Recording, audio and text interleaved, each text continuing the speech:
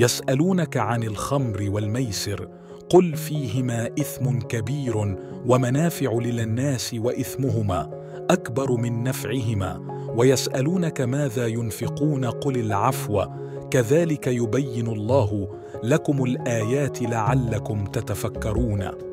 La sourate Al-Baqarah aborde l'éthique du travail en insistant sur l'équité et la justice. Elle nous enseigne à éviter la fraude et à être scrupuleux dans nos engagements, reflétant ainsi les principes moraux que tout musulman doit suivre.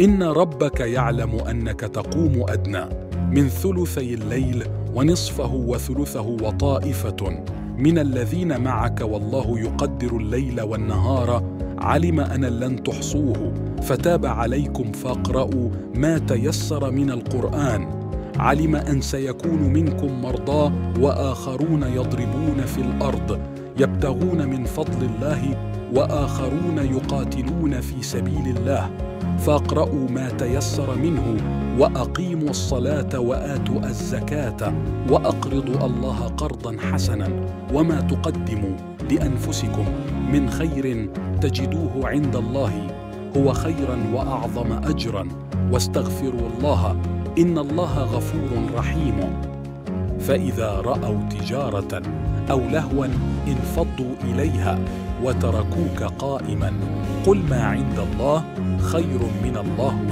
ومن التجارة والله خير الرازقين.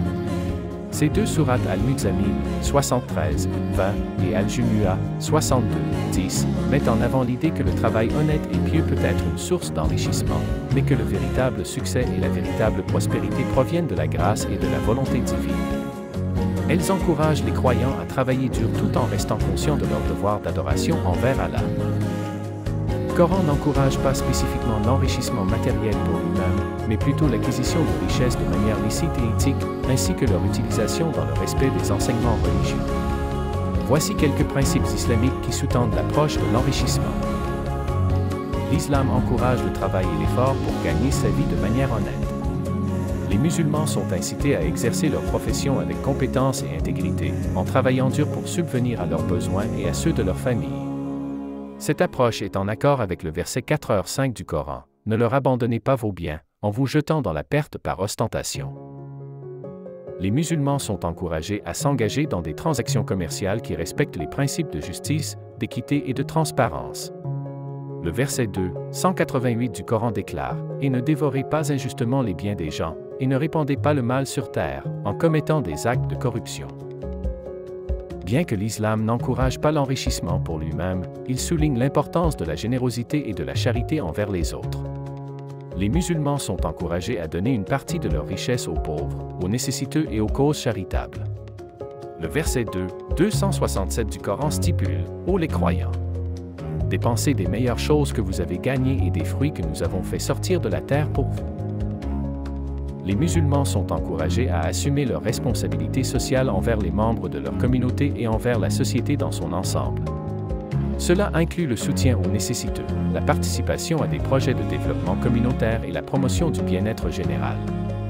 Le verset 2, 195 du Coran dit « Et dépensez dans le chemin d'Allah.